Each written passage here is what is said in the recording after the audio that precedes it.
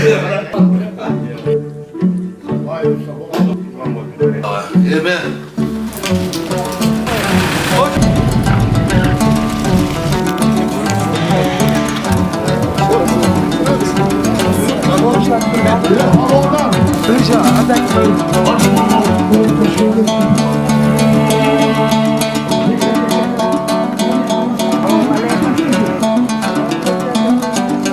Köpler oyun oluyor.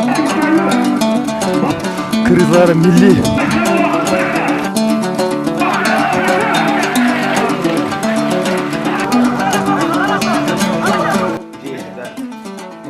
Değişir işte. Zaman var.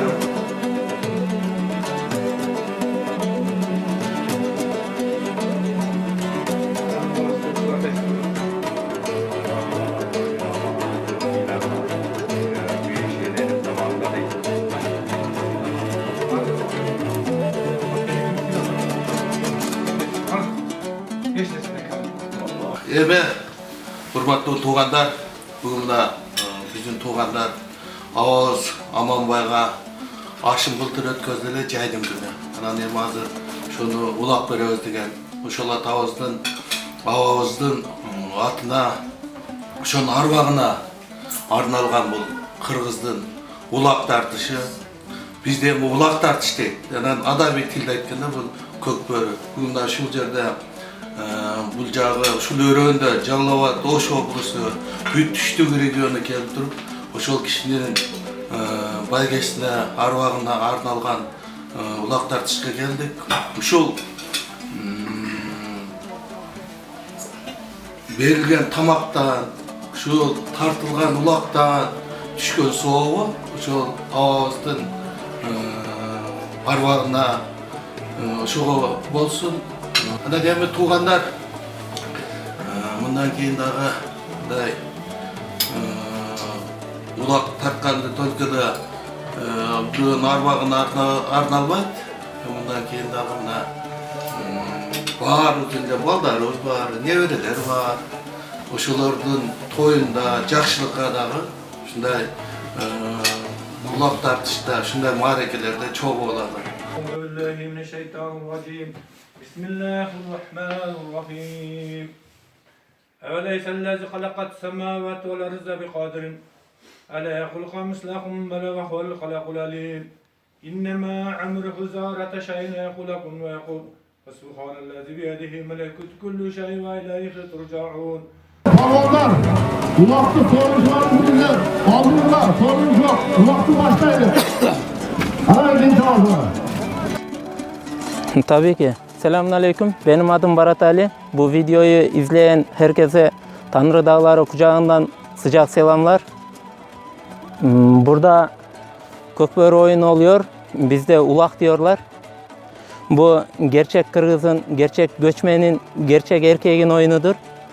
Bunu eski zamanlardan beri atababalarımız oynuyorlar. Şu anda bizde devam etmektedir.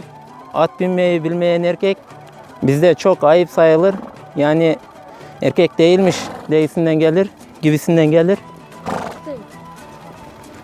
Çocukken at binmeyi öğrenirler bizde. Ulak oyununun, bu at oyunlarının çok çeşidi vardır. Şimdi oynanan oyunda bir yeri işaret ediyorlar. Bu yerde yatan ulağı keçi ya da inek kesiliyor. Onu kaldırıp da işaret edilen yere bırakıp yani şeyini alıyorlar, ödülünü. Futbol gibisi de var. Ona 5-5 diyorlar. İki taraf olarak bu taykazan diyor. Yani kale gibi. Ona atıyorlar. O at üstündeki futbola da benziyor. Ama şu ankisi öyle bir şey değil. Bu görüyorsunuz çok karışık bir şey. Zaten belli oluyor. Birisi atın calına kaldırıp çıkıyor onu. Ve ödül de onun oluyor. İşaret edilen yere kimisi getirirse onun oluyor ödül. Her şeyi, araba, eve kadar dün Karasu ilinde oldu. Ev koydular ödüle. Bişkek'ten, başkentten 2 odalı ev oldu ödülü. Şu anda 9, 7 onun gibi bir şeyler oluyor. 9'u da 9 mesela at, yoksa inek, yoksa karışık bir ödüller oluyor. ve ayrı ayrı da ödüllendiriyorlar.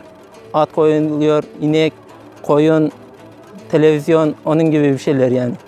Bu köy içinde büyük de bunun gibi büyük ulaklar çok oluyor ama sıralama bilmem kaçıncı sırayı verebilirim. Köylere göre, illere göre değişir.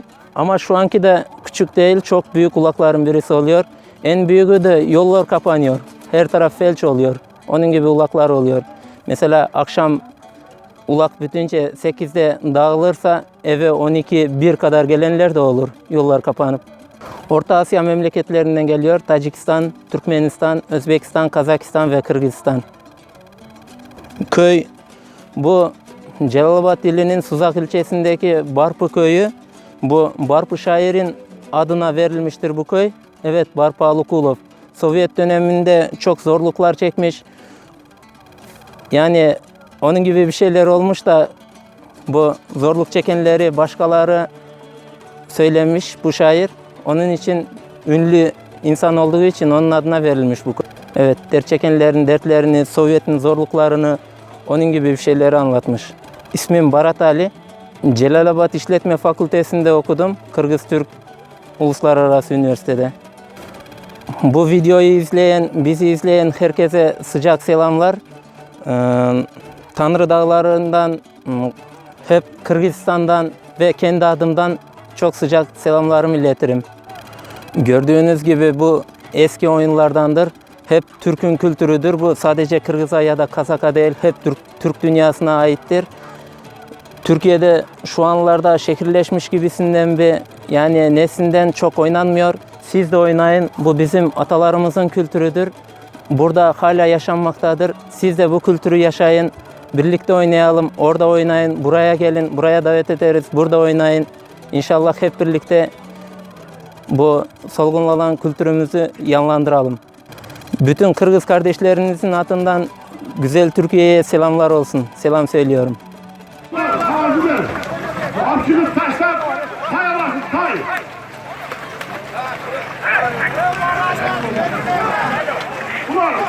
Bugün burada bizim Kırgızların milli oyun olan ulak oyun oluyor. Herkesin gördüğünüz gibi 1000'den fazla at oyun gösteriyorlar. İnşallah bu oyunu bundan sonra da devam ettireceğiz inşallah.